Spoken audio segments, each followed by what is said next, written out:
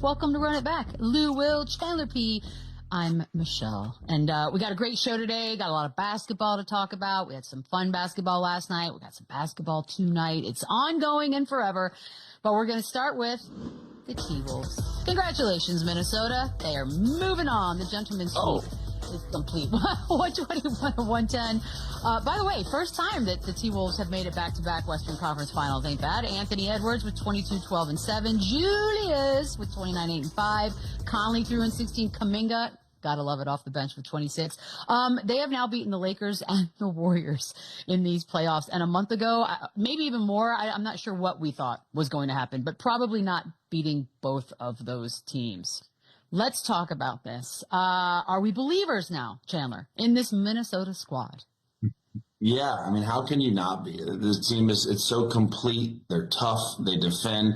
Obviously, it starts and finishes with Anthony Edwards, and he kind of gave us a little variety last night. 12 assists. If he can kind of expand his game, we know how good offensively he is, right? We know he's such a great shot maker, such an athlete. He can create space on anybody. But if he all of a sudden now can start getting other guys involved, and he can kind of be one of those triple-double type guys where he's rebounding, he's getting dimes, he's getting everyone else involved, getting everyone touches, moving the ball, constant flow, I think this is when this team is even going to take off more. And Julius Randle was fantastic again. I'm so happy for him. And this team just finds a way to win. They defend. They're tough. And again, Anthony Edwards, he had 7 turnovers last night, but I don't even care because he was playing the right way. He was being aggressive. He was picking his spots. 12 assists. If he can expand his game and start being that playmaker that guys enjoy playing with as well, man, watch out. I didn't even know there's like a whole another cap of potential for this dude, but there is if he starts playmaking like this. You know what's funny? This whole season, we've been talking about Dallas getting back to the Western Conference Finals. Not one time did we talk about Minnesota getting back. Like, not once did we mention this team having a chance to get back to the Western Conference Finals. And they took care of business. Last night, they didn't play around. They didn't play with their food at all. Shot damn near 62, 63% from the field. They could have threw it to the athletic trainer. He might have got a bucket for him last night. You have 6 different guys in double figures. Naz Reid had a slow night, but he still was efficient, even just taking, he took 5 shots, and he was 3 for 5 in the 5 shots that he took. Like, everybody contributed something. Everybody put something on the table. Mike Conley was a pleasant surprise to have a big game. You love to see the OGs and the vets have big games and get you over the edge.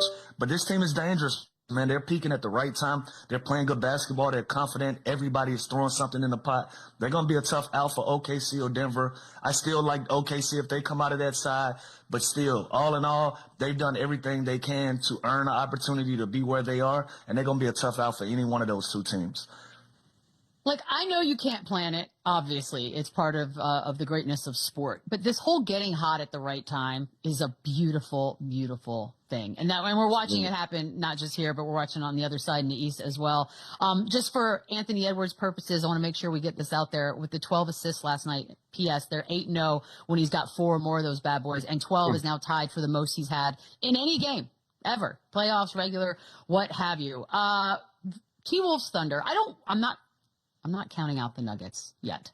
But the fact that we may get a T-Wolves Thunder Western Conference Finals, that is some young, powerful star power. How much do you think the league is salivating, Lou, at the idea that this is coming, possibly?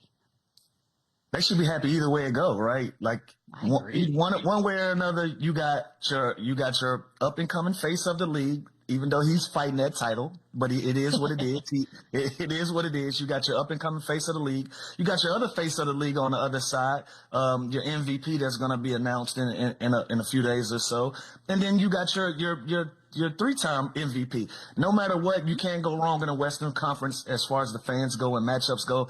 You can't go wrong. This is what you wait for. This is what you expect. This is what the playoffs is all about. You want to see the best of the best going up against each other, so it's no excuses. Everybody that you would want to be involved is involved. You're going to get some high-power matchups one way or another, so it don't even matter to me. Yeah, you can't lose, right? Like, you have the best player in the world, Jokic. You have 2 young guards that are going to be guarding each other and they're more of obviously same positions. That'll be fun. No doubt if it gets to Minnesota, Oklahoma City, I think Lou Dort is obviously the guy that's going to start on Anthony Edwards. and McDaniels would probably start on SGA, but they're going to spend some time on each other. And these are two of the best guards, not young guards, two of the best guards in the NBA, two of the best basketball players in the NBA. And they are the face of the NBA, whether they like it or not. So I think either way, we're set up for an unbelievable Western Conference final. But it's crazy. We expected, the Nuggets to be in the mix. We expected the Thunder to be there. No, like Lou said, no one really talked about this Minnesota team, and the same thing with Indiana. Both these teams started off slow. Minnesota makes the big move. It's not going to fit. Are they going to get off Rudy? Are they better small? Should Julius Randle, we were talking about, should he come off the bench when they start Naz Reid? This team has figured it out, and you can get hot like this, and this is how you win a championship. It is wide open. When this team can score the way they score, they have star power like they have, and they can defend, and they're healthy, and they're peaking at the right moment. It's exactly what you want to happen. If you're a Minnesota Timberwolf, you are peaking and playing your best basketball when it matters the most. That's exactly what's happening right now. So OKC still has their hands full tonight with Denver. I'm not counting Denver out either, but hats off to Minnesota, Chris Finch, because this was an awesome job, and no one really saw this coming. Everyone was talking about the Lakers, the Mavs, the Nuggets, Rockets were a 2 seed, Warriors. No one gave the Minnesota Timberwolves the credit that they deserve, and they're going to the back-to-back Western Conference Finals. They bought in. The Pacers of the West. That's what they should put on the shirts. Right, Beetle. Like they bought in. These guys, they didn't come into these playoffs hoping to get lucky. It goes back to Anthony Edwards' first presser about the Lakers. They expect us to lose, but we expect to win. Like, they're not surprised. They came into this thing knowing and feeling like we can beat anybody. When you have a team that buy in like that, they're going to be a tough out for anybody. And as you see in these playoffs, they surprised you once, they surprised you twice. Now they're going to keep going. Let's see what they do in the next round to try to get to that ultimate goal of being in the NBA Finals. And by the way, if you hadn't seen the post game last night with Lauren Jabbar on TNT with Julius Randle, it was awesome because he was stoked. It's his first time in a conference finals, but he also was so just talking about Anthony Edwards in such a great light that it was a good moment. But we do need to talk a little bit about the Warriors because you know what? We all started to believe in it. But then the Steph Curry injury happened. And unfortunately for anybody, that is just too much to overcome. Look, they're in the business of winning championships. They're a team that we're always going to look at that way, Chandler. Can you still make this season seem as though it was successful to a point? Like, how would you describe what they've just done?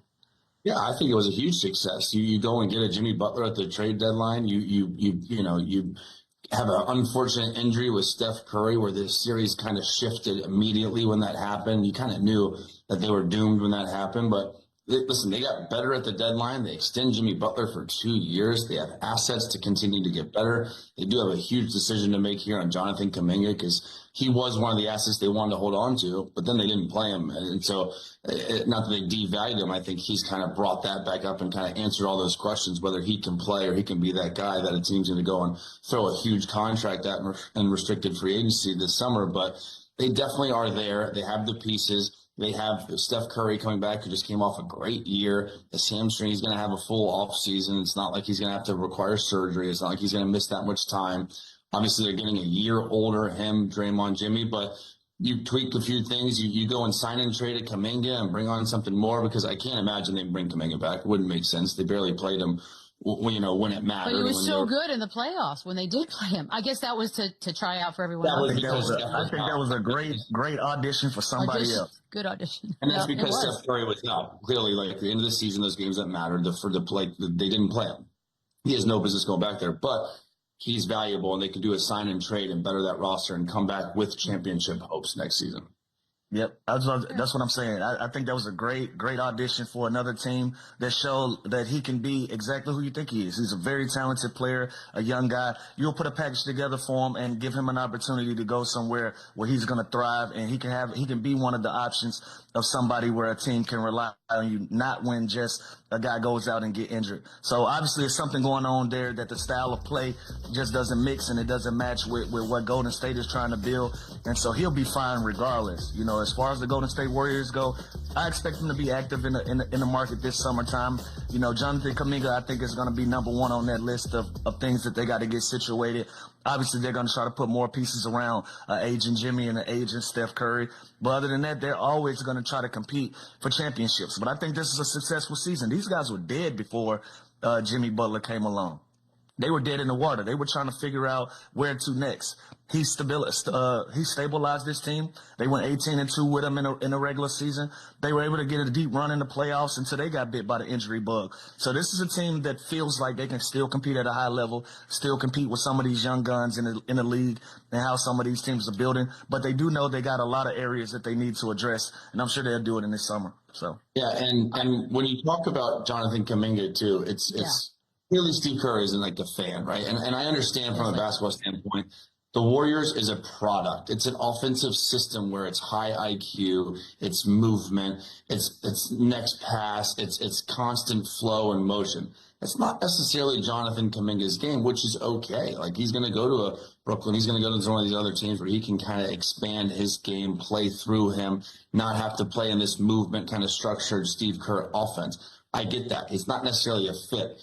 But that being said, Jonathan Kuminga is still a stud. He's still so young. He's still super valuable. And he showed that in this series that what a professional. Like, I would have been so pissed, and I would have, it's hard not to hang your head in a situation like that where you literally average 15 all season long. You're the third leading scorer on your team, and they go and trade for a guy very similar to you, Jimmy Butler, and you just go to the doghouse. Like, he showed me so much in that series just to stay ready, stay professional, and I hope he gets a huge payday, and I do hope it's somewhere else, but I think that the best thing the Warriors could do is a sign and trade, so at least they can get something for that asset, not just lose them for nothing. I mean, he led the team with scoring.